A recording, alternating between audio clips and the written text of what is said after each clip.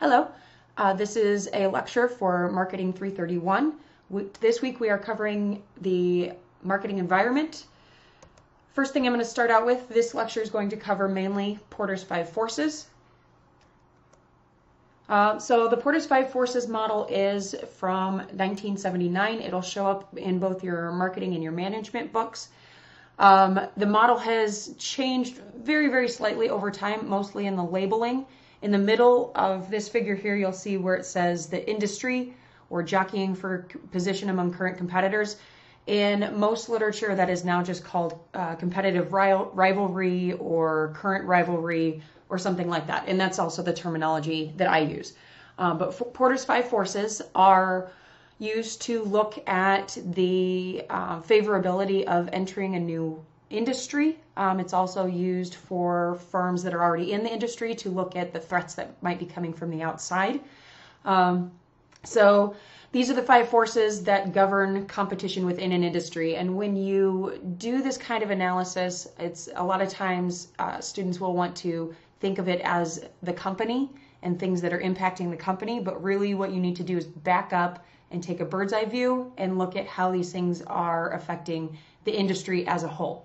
So that's really the level of analysis that we're looking at. But I will start by talking about barriers to entry. So these are things like whether there are businesses taking advantage of economies of scale in the industry. So if there are really large firms in the industry that are able to cut their costs because they're able to buy raw materials in scale or buy a lot at a time or produce a lot at a time. So that's going to cost a lot less than companies that are making things not in bulk. They're making small quantities. Other things that will prevent firms from entering an industry are existing product differentiation. Maybe it's hard to get in the market because there's already a firm that has the lead, or they have a product that is already really well differentiated in the market, has a good position. Also capital requirements. So if it costs a lot of money to get into the market, that will keep people from entering. There are also cost disadvantages independent of size. So even if you are a big company, there might be reasons that what you're trying to make costs a lot more money for some reason. Also access to distribution channels, if those are already claimed by other firms or if they're hard to get to or hard to lay down. For example, the internet provider industry is difficult because the infrastructure required for a new provider to enter the industry means that they would have to lay lines or cable or fiber. And so a lot of times you are stuck with whoever has the distribution of that. But this also is talking about supply chain as well. Government policy, whether you're in the United States or operating globally, the policy governing the industry or business in general may create a barrier to entry. Okay.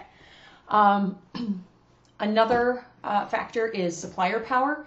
And what we're talking about here is, say that you've got a business in the supply chain purchasing things from another company. So you've got your business, which needs to buy raw materials or component parts from another business before you put those pieces together and then resell it either further down the supply chain or to your end consumer. So your suppliers in the industry are powerful if there are just a few companies and they are more concentrated than the industry itself too. So say that there are only a few suppliers of one of the raw materials that you need, they're going to be more powerful because if your company wanted to go to someone else, there aren't very many options. So if there are a lot of people that are in the market to buy, but the supply is limited, then the supplier will be holding the power. The supplier group will also be more powerful if the supplied product is differentiated for some reason. So say you are unhappy with a supplier, but it just happens that their product is the best. You're less likely to switch to a different supplier if that's the case. Or if you're locked in because of contracts. Again, I can use the example of internet providers. If you're going to switch from one internet provider or a cell phone provider to a different one, they make you pay to break your contract. When we're talking about further down the supply chain, though, we're looking at maybe they have efficiencies built into the system to make sure you get your product in time. And maybe they've built stuff on your property. Maybe they have software that they've installed, and switching might result in you having to do that all over again. So that will give the supplier power. Suppliers will also have power if there are complementary or substitute products, and they don't really meet the need of the customers in the same way that the product does. And when we're talking about complementary or substitute products, we're not talking about direct competitors. So say if we're talking about internet service providers again, and we're talking about cable internet, a substitute would maybe be satellite internet, which just isn't as good and isn't really a viable competitor to cable internet or even fiber. Or say maybe a different product entirely. You can't really live without the internet, and there doesn't really seem to be much of a substitute. The suppliers might also be a threat if they have the ability to integrate forward into the supply chain. So what that means is instead of just remaining your supplier, they come in and they become a direct competitor to you. Amazon has done this quite a bit. So rather than just being a shipping company like they used to be, they are starting to get into production. They are getting into offering services and all kinds of things. And suppliers are also more powerful if your industry is not an important customer. If they are more worried about meeting the needs of the customers who buy more from them, they're not going to care about your industry quite as much. So those are things that increase supplier power. On the other side of the supply chain, so these are people buying from you, your customers. This does not have to mean end consumers. It might just mean further down the supply chain. A buyer group will be more powerful if it is concentrated and buys in large volumes. So like we were talking about on the previous slide, if they're an important customer, if you rely on them to buy from you, and that's where a lot of your income comes from. If the products are undifferentiated, so say the product that you're getting ready to sell is the same as everyone else's. You don't really have anything special. Your customers very easily could go to someone else. Also, if your product is expensive and the buyers are price sensitive, they might just decide to do without your product, or they might go find a substitute instead. Similarly, if the product has a low profit margin and they're going to resell the product, they might decide to get out of that business, because if we look back at the BCG matrix or the grid, they might determine that that product is a dog and they don't want to be in that market anymore, which would hurt your business, because you would lose customers because the industry goes down in its own. And they are also more powerful if the product doesn't have much impact on their quality later on in the supply chain. So say that you are selling buyers component pieces that go into their product that then they sell later. If your product doesn't have a lot of impact on how well their product turns out, they might just eliminate that part of their product, hurting your company or industry. Or if the product doesn't lead to a return on investment. So again, it ends up not being an important piece to whatever your customers are doing in their business. And again, like Amazon moving forward in the supply chain, buyers can also move backward in the supply chain and take over and become one of your competitors. The threat of substitute products is high if there are other industries that can meet the same need your product fills for customers.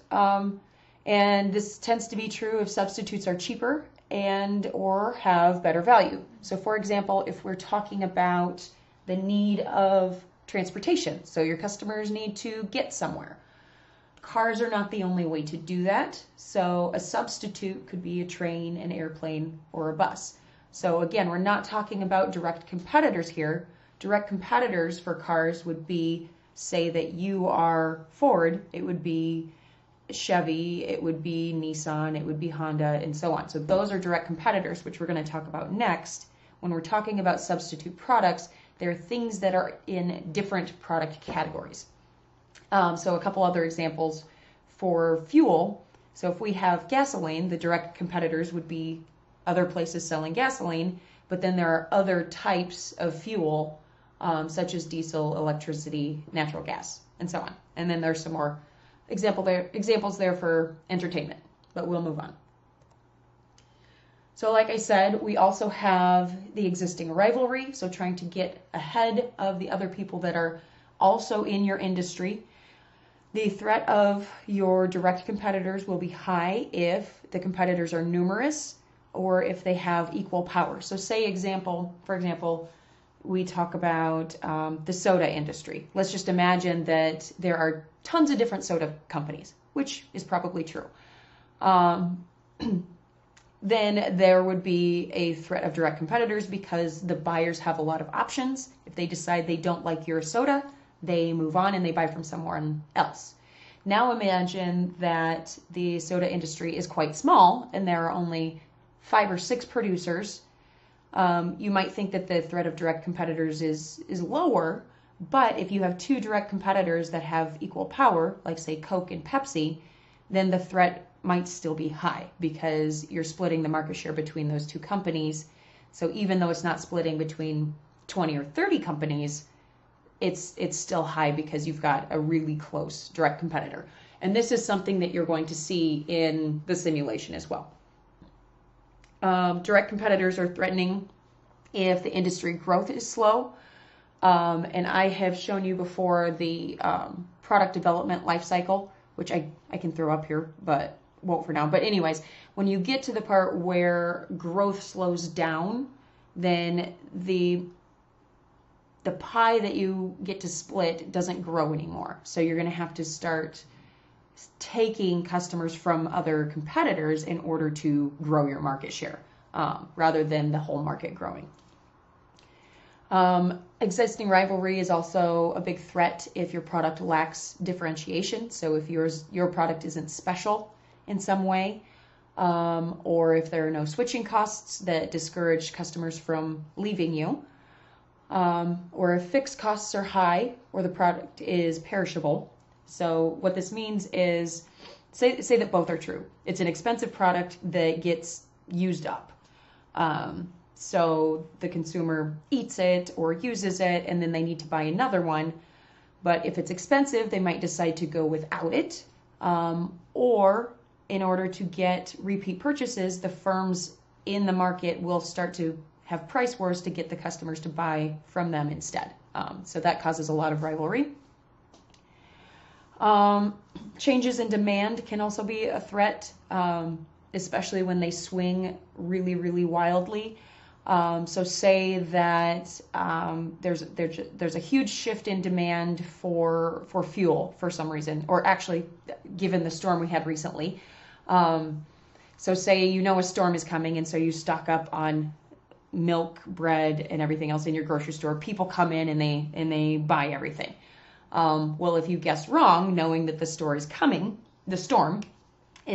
and you guess wrong and you buy way too many apples and oranges and nobody buys that, then you have a huge overcapacity of apples and oranges while your bread and milk are completely gone. So that can be a big problem.